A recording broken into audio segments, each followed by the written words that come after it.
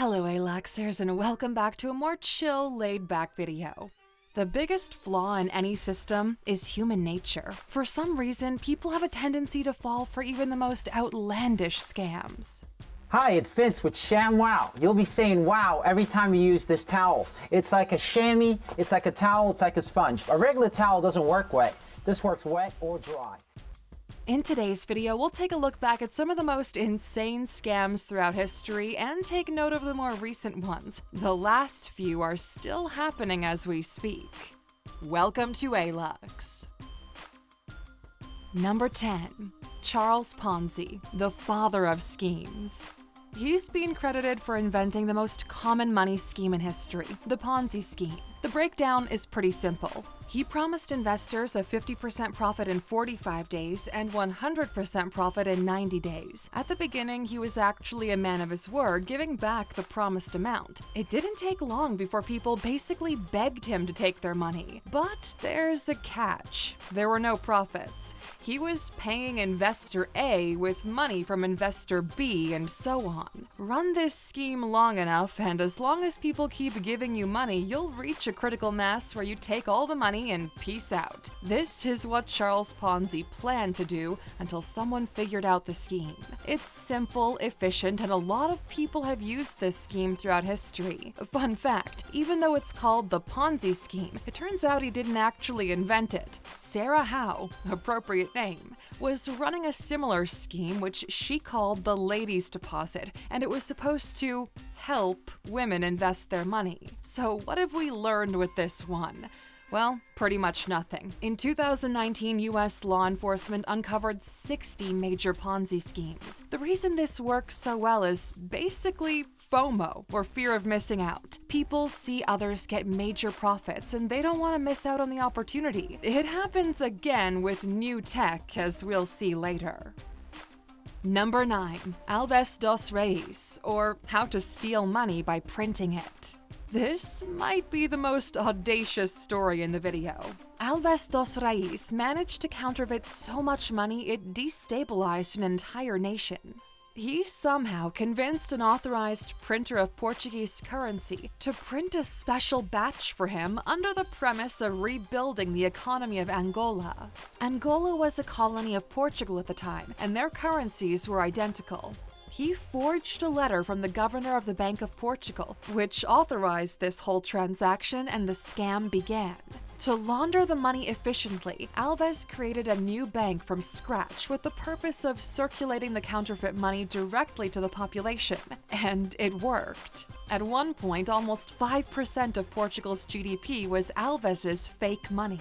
It actually worked so well that Alves decided to buy shares of the Bank of Portugal to make his operation even more legit. The only reason people eventually figured out something was going on was because Alves's bank was doing just too well compared to the other banks.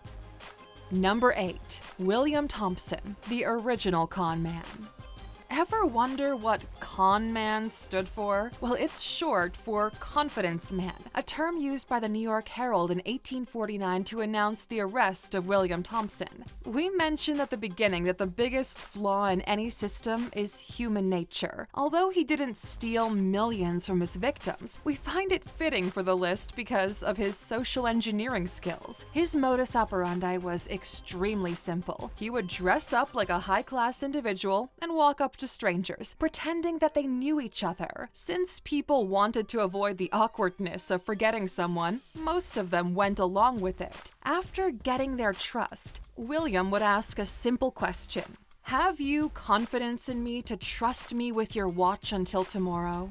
And a surprising amount of people said yes. New York in the 1800s was different times. William spent months stealing watches until he eventually got caught, randomly.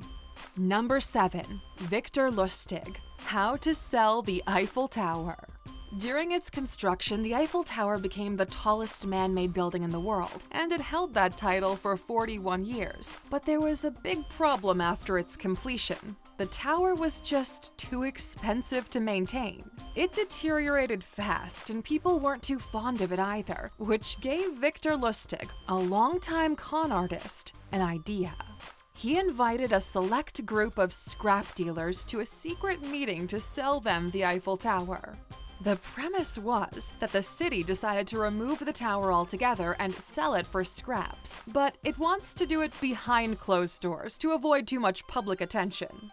And it worked, with one of the dealers paying a premium to secure a place in the bidding. Lustig took the money and fled to Austria. He also suspected the scrap dealer would be too ashamed to come clean, which happened to be true. So, after some time, he came back to Paris and sold the Eiffel Tower again to a different group of scrap dealers. Only this time, the police were informed of the scam and he had to flee to the US. You would think that selling a national landmark is outlandish, but George Parker sold the Brooklyn Bridge to unwary immigrants multiple times. Number 6. The Wolf of Wall Street. If you don't know how a pump and dump scheme works, well, Jordan Belfort can explain it to you. He found huge success with his investing firm by misleading naive investors into buying a higher price on penny stocks. The way this works is by someone overhyping a stock to artificially increase its price, then dumping all his holdings. It's estimated that Belfort scammed more than 1,500 individual investors out of $200 million. He went to jail for 2 years and had to pay a fine. And now he's a motivational speaker, so there's that. Number 5. OneCoin, the biggest crypto scam to date. New tech, old ways. In 2014, Ruya Ignatova started OneCoin, which seemed to be another cryptocurrency. You could allegedly mint and make payments with their coins, and they even had their own wallet. The only problem is there was no actual blockchain behind it. The company was mainly selling educational material for trading in an MLM format. Buyers of the courses would receive tokens that could be used to mine coins. However, the only way to withdraw those coins was through their own exchanges, which mysteriously got shut down in 2017, but not without a whopping $4 billion. Ignatova disappeared along with the money, and as of writing this video, she is still missing. Number 4. Squid Game rug pull. Since we're on the topic of crypto, let's talk about a classic rug pull scheme. We honestly don't really understand how anyone could fall for this one, but it did happen and a total of $3.3 million was stolen. So, how did this one go down? The rise in meme cryptocurrencies like the Shiba Inu coin made some millionaires overnight. It's hard not to think that maybe you'll catch the next hype train that moves incredibly fast. Well, that's what happened with the Squid coin. It appeared to be a play-to-earn cryptocurrency inspired by the widely popular Squid Game show on Netflix. So play-to-earn is when people play games in exchange for a specific coin, which can then be traded on different exchanges.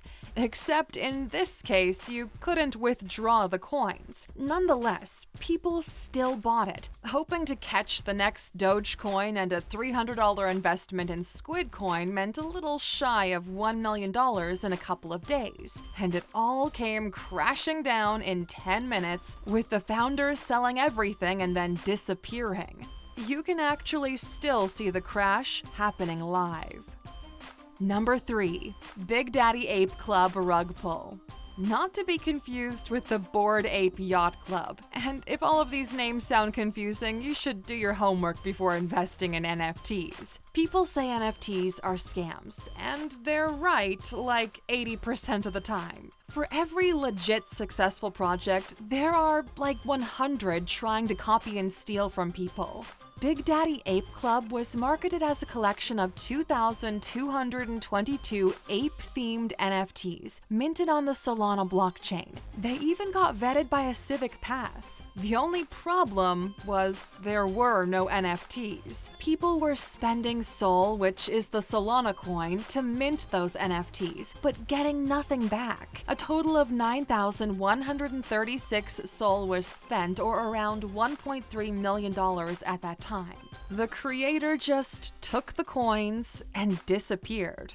The investigation concluded that based on blockchain transactions, this was actually the third time that particular creator tried to scam people. Rug pulls happen way too often in the crypto space, and until people get educated, money will be lost, so do your homework first. Number 2. Fyre Festival, also known as the greatest party that never happened. This was supposed to be a luxurious music festival on an island in the Bahamas. The event was promoted by many Instagram elites like Kendall Jenner and Bella Hadid, to name a few, many of which failed to disclose they were paid to do so. The festival was put together by Ja Rule and Billy McFarland to promote a music booking app, but they were hit really hard when they realized what they were trying to do with the budget and time frame available. Basically, everything that could go wrong went wrong. But organizers didn't disclose this to festival goers and went ahead with the plans like nothing was wrong. When people eventually arrived at the island, which was definitely not even close to the promised land, they were met with a surprise. Instead of villas, they had tents. Instead of gourmet food, they had boxed plain cheese sandwiches. And all of the artists from the lineup never showed. It was a complete disaster. Fast forward to 2018 and the organizers pled guilty for fraud. Number 1. Bernie Madoff, the biggest Ponzi scheme in history. Okay, we can't have a list of scams without crowning Bernie Madoff as the king of ripoffs. Bernie was a money manager responsible for the biggest Ponzi scheme in history. Over the course of more than 17 years, he stole billions of dollars from thousands of investors. Madoff was using a single bank account to deposit money from new investors and pay those who wanted to cash out. His returns were high, but nothing to bat an eye at, and his reputation on Wall Street made him look trustworthy. But when the market crashed in 2008, he was not able to pay back the investors, which is when the scheme turned to light. And actually, it was his 2 sons who turned him in to the authorities. And Alexer, that's it for today's video. Let us know if you'd like to do more light pieces like this, and maybe we'll have a day just for that. Thanks for watching today, and because you stuck with us until the end, you know you're getting a bonus. We briefly mentioned social engineering when we talked about William Thompson. This is a form of manipulating people into giving up their private information, and that's what's currently happening in the YouTube comments. There's an epidemic of scammers and bots trying to scam you out of your hard-earned money, and we hope that no one has fallen for it. Thank you for watching this video, Alexer. If you found it valuable, consider subscribing to our channel and joining our awesome community. And if you're still hungry for more, we handpicked this video for you to watch next, or head over to our website for more amazing content. See you tomorrow.